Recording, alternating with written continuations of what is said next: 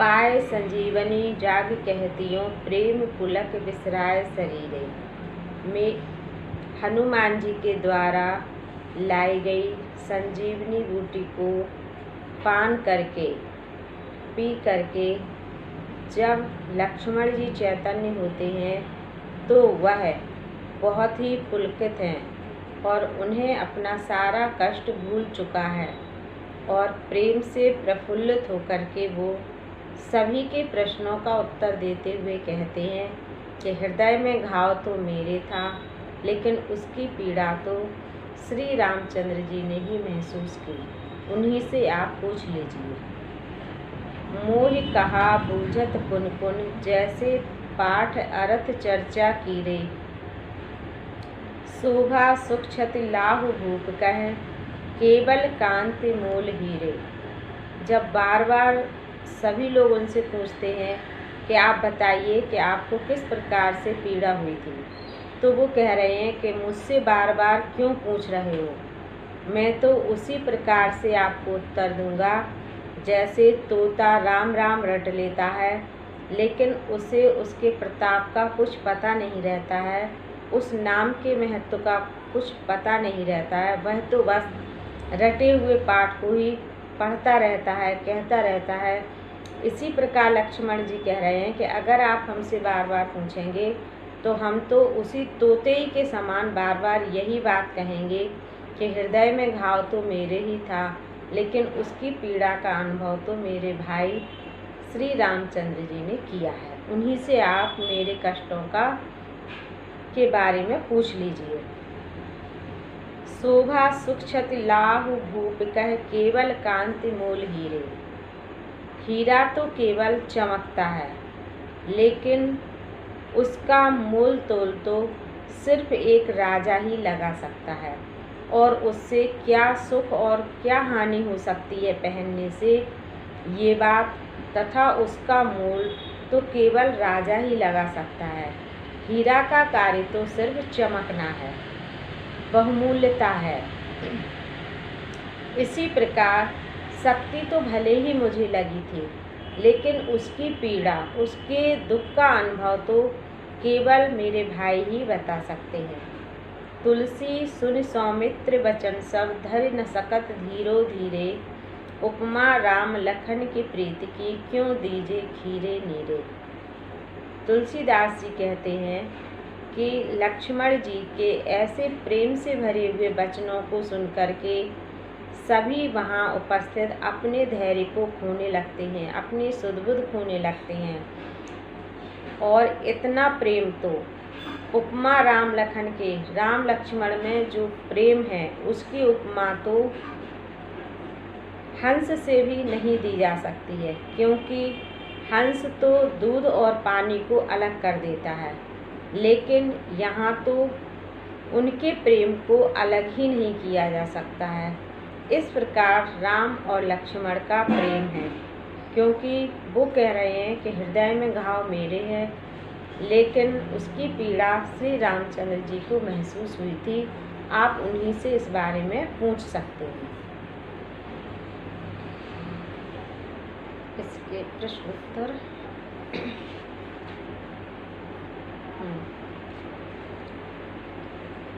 इसके प्रश्न उत्तर आप फेयर कॉपी पर लिख लीजिए। हृदय घाव मेरे पीर रघुवीरे, पाए संजीवन जाग कहतियों, प्रेम पुलक बिसराए शरीरे। ये अंडरलाइन है। इसका पहला प्रश्न है, पद्यांश की रचना एवं रचनाकार का नाम लिखिए। पद्यांश की रचना है गीतावली तथा रचनाकार का नाम है गोस्वामी तुलसीदास जी। दूसरा प्रश्न है, रेखांकित अंश की व्याख्या कीजिए। रेखांकित अंश है, हृदय घाव मेरे पीर रघुवीरे, पाए संजीवनी जाग कहतियों, प्रेम पुलक बिसराए शरीरे। लक्ष्मण और मेघनाद का जब युद्ध चल रहा था लंका में, तो मेघनाद के द्वारा लक्ष्मण को शक्तिबाण लग जाता है और वो मूर्छित हो जाते हैं। फिर सुषेण वैद्य को लाया जाता है और वो बताते हैं कि संजीवनी बूटी अगर इन्हें प्राप्त हो जाए तो निश्चित रूप से ये सही हो सकते हैं। यह सुनकर के हनुमान जी मंदराचल पर्वत पर जाते हैं और संजीवनी बूटी लाते हैं। संजीवनी बूटी का पान कराते ही लक्ष्मण चैतन्य हो जाते हैं और ऐसे उठ जाते हैं जैसे मानो सोकर जागे हों, और बहुत ही वो प्रसन्न हैं। जब सभी लोग उनसे कहते हैं कि अब आप कैसा महसूस कर रहे हैं, आपको कितना कष्ट था, क्या पीड़ा हुई थी, तो वो भाई के प्रति प्रेम को प्रदर्शित करते हुए बताते हुए कहते हैं कि भले ही घाव मेरे था, लेकिन उसकी पीड़ा तो आप हमारे प्रिय भाई श्री रामचंद्र जी से पूछ लीजिए, क्योंकि जो सच्चा प्रेम करता है निश्चित ही वह अपने मित्र के सुख और दुख का अनुभव भी करता है, अपने भाई के सुख और दुख का भी अनुभव करता है। इसी बात को बताते हुए, इसी सच्चे प्रेम को दर्शाते हुए लक्ष्मण जी सभी से कहते हैं कि आप मेरे हृदय के कष्ट को श्री रामचंद्र जी से पूछ सकते हैं, क्योंकि उन्हें भी उतना ही कष्ट होगा जितना मुझे हुआ था। इस प्रकार से यहाँ पर दोनों भाइयों के अगाध प्रेम के बारे में बताया गया है। तीसरा प्रश्न है, इन पंक्तियों में लक्ष्मण ने घाव और पीड़ा के संदर्भ में क्या कहा है? प्रस्तुत पंक्तियों में लक्ष्मण ने बताया है कि भले ही घाव मेरे था, लेकिन उसकी पीड़ा मेरे साथ साथ मेरे बड़े भाई श्री रामचंद्र जी ने महसूस की, और मैं आपको इस बारे में कुछ नहीं बता सकता, आप उन्हीं से पूछ सकते हैं, क्योंकि हीरा तो केवल मूल्यवान होता है, उसका मूल और उसकी हानि लाभ के बारे में तो केवल एक राजा ही बता सकता है। उसी प्रकार से मेरे कष्टों के बारे में तो सिर्फ मेरे भाई ही बता सकते हैं। चौथा प्रश्न है, लक्ष्मण के अनुसार घाव की पीड़ा को श्री राम ही किस प्रकार जान सकते हैं? लक्ष्मण के अनुसार घाव की पीड़ा को श्री राम वैसे ही जान सकते हैं जैसे कि एक सच्चा मित्र दूसरे मित्र के सुख और दुख का अनुभव कर लेता है। उसी प्रकार राम और लक्ष्मण में सच्चा प्रेम था, भ्रातृ प्रेम था, और वो उनके कष्टों को महसूस उन्होंने निश्चित रूप से किया होगा। इसी प्रकार लक्ष्मण ने कहा कि इस पीड़ा के बारे में आप हमारे भाई से पूछ सकते हैं, वो सही सही बता देंगे। राम और लक्ष्मण के प्रेम के संदर्भ में कवि ने क्या कहा है? राम और लक्ष्मण के प्रेम के संदर्भ में कवि ने कहा है कि इनके प्रेम की तुलना तो हम, उपमा तो हम हंस से भी नहीं दे सकते हैं, क्योंकि हंस तो दूध और पानी को अलग कर देता है, लेकिन इनके प्रेम को तो कभी भी अलग नहीं किया जा सकता, अलग समझा ही नहीं जा सकता है। बच्चों, आप एक अलग कॉपी में सभी अर्थ लिखते जाना, और जो क्वेश्चन आंसर बता रहे हैं उन क्वेश्चन आंसर को आपको फेयर कॉपी पर लिखना है। तो अभी आपने गोस्वामी तुलसीदास द्वारा रचित भरत महिमा, कवितावली और गीतावली शीर्षक में निहित पद्यांशों के संदर्भ, प्रसंग एवं व्याख्या पढ़ी और उनमें निहित क्वेश्चन आंसर भी जाने, जो आपको फेयर कॉपी पर लिखना है। अब इसके बाद शीर्षक है दोहावली। दोहा 4 चरण होते हैं, जिसमें और 13-11 मात्राएं होती हैं। ये एक छंद है। हरौ चरहि तापहि बरत, फरे पसारहि हाथ, तुलसी स्वार्थ मीत सब, परमारथ भगवान। इसमें तुलसीदास जी ने बताया है कि संसार में सभी लोग स्वार्थी हैं। निस्वार्थ भाव से अगर कोई देता है तो वो तो सिर्फ परमात्मा ही है, क्योंकि जब वृक्ष हरा भरा होता है तो उसे पशु चर लेते हैं, तापहि बरत, और जब वृक्ष सूख जाता है तो वह जलाने के काम में आता है। लोग उसे ले जाते हैं और ईंधन के रूप में उसका प्रयोग करते हैं। हरे पसारह हाथ, और जब वह फल फूलों से युक्त होता है तो लोग हाथ पसार कर उसे तोड़ लेते हैं। तुलसी स्वार्थ मीत सब।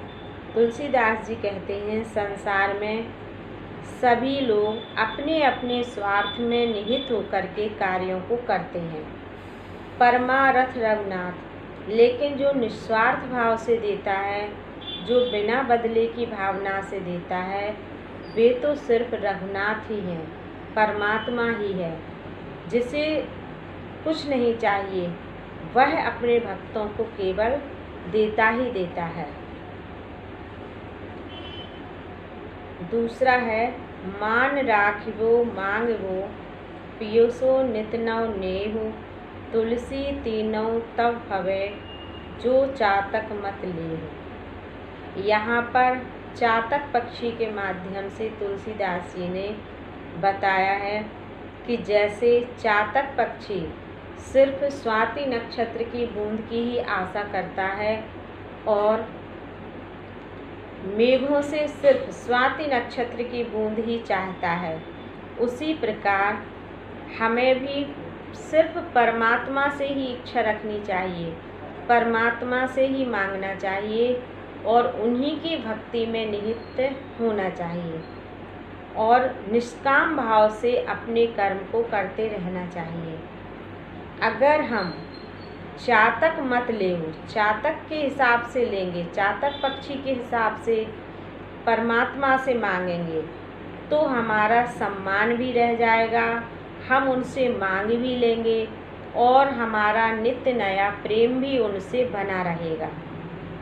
और ये तीनों चीज़ें तभी संपन्न हो सकती हैं जब हम चातक पक्षी केवल परमात्मा पर ही भरोसा करेंगे। अगर हम संसारी जनों से मांगेंगे तो ना तो हमारा सम्मान रहेगा और देने में मिल भी सकता है और नहीं भी मिल सकता है, और देने वाले से प्रेम भी घट जाता है मांगने से।